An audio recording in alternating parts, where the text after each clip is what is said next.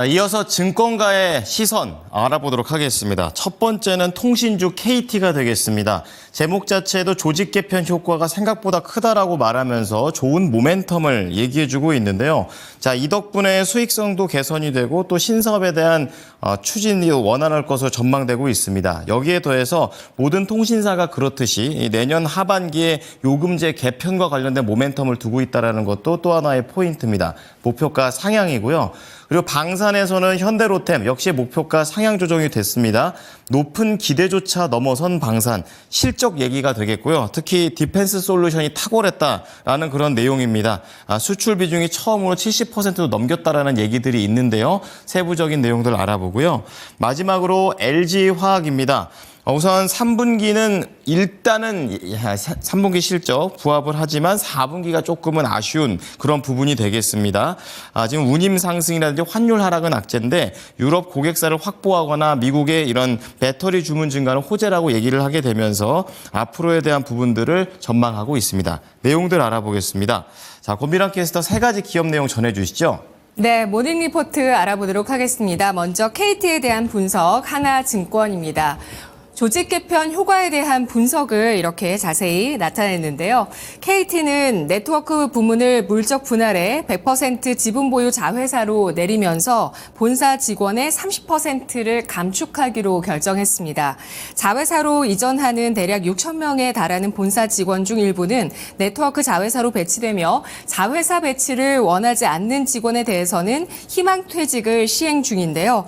희망퇴직을 원하는 직원에겐 최대 4억 원을 일시금으로 지급하는 등 올해 인건비는 1조 7천억 원으로 크게 증가하는 수치로 예상됩니다. 내년 이후 연간 KT 인건비 감소분은 3,500억 원 수준으로 예상되고 있습니다. 이번 조직 개편으로 KT는 부동산 자회사 배당 유입분이 증가하며 일시적인 주당 배당금 상승 나타낼 것으로 보이고 있는데 이것은 일시적인 것이 아니라 장기적으로 한 단계 높아진 주당 배당금을 유지하거나 혹은 상승 추세를 탈 가능성도 높아 보인다라고 분석했는데요. KT 본사 순이익 규모가 연간 1조 원 수준에서 1조 4천억 원 수준으로 도약할 것으로 추정되고 있기 때문입니다.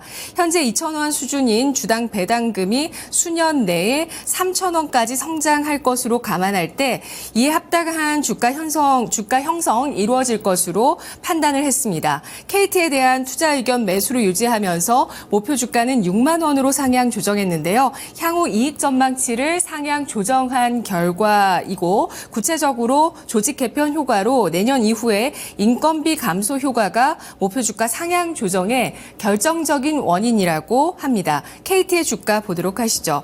올해 들어서 우상향 기조 이어가면서 최근에는 44,400원의 52주 신고가를 바로 어제 경신했었군요. 52주 신고가를 경신했었고요. 어제 종가는 43,750원에 마감됐습니다. 다음은 현대로템에 대한 하나증권의 분석 보겠습니다. 3분기 실적 리뷰를 했는데요. 3분기 현대로템의 영업이익은 1,374억 원으로 전년 대비 233.9% 증가, 전분기 대비 21.9% 증가, 영업이익률 12.6% 기록했습니다. 영업이익 기준 컨센서스를 웃돌았고 동시에 분기 기준 영업이익 사상 최고치를 경신했는데요. 특히 디펜스 솔루션은 부문 내 수출 비중이 처음으로 70%를 넘어섰고요. 폴란드향 K2 전차가 16대 납품되면서 수출 매출 증가 이끌었고 수익성도 20%에 근접한 것으로 추정되고 있습니다. 두 개의 과정을 통해서 두 차례의 상향이 가능할 것으로 내다보고 있는데요. 신규 수주가 현재는 폴란드 K2 1차 물량이 견인을 하고 있는데 앞으로 실적은 새로 수주할 물량이 견인할 것으로 보고 있습니다. 가시화된 3개 계약, 폴란드 K2 2차 계약, 루마니아 K2 계약, 국내 K2 4차 양산 계획을 각각 8조 5천억 원, 3조 5천억 원, 2조 원으로 가정하면서 올해 4분기부터 내년 2분기 내에 이루어질 것으로 보고 있습니다. 계약이 이루어질 것으로 보고 있고요. 두 번째 가정은 매출 인식 타임라인인데 납품 물량이 약 1년의 기간 동안 매출화가 되는데 내년 1분기부터 내후년까지 순차적으로 매출에 인식될 것으로 전망을 하고 있습니다.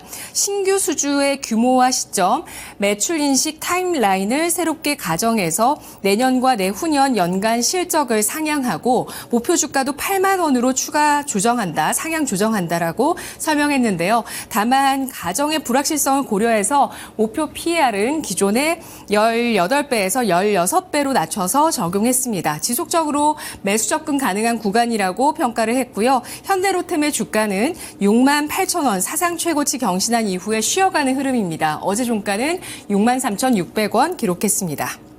마지막으로 LG화학에 대한 하나증권 분석 보겠습니다. 3분기 영업이익은 4,984억 원으로 전분기 대비 23% 증가, 전년 대비 42% 감소로 컨센서스에 부합했습니다. LG에너지솔루션을 제외하면 모든 사업부가 이익이 감소했는데 이는 운임비 상승에 따른 판매비 증가, 환율 하락, 원료 비용 상승 때문이라고 합니다. 환율 하락도 수익성에 일부 영향을 미쳤고 생명과학은 제품 출하 호조에도 불구하고 R&D 비용 때문에 소폭 적자였는데요.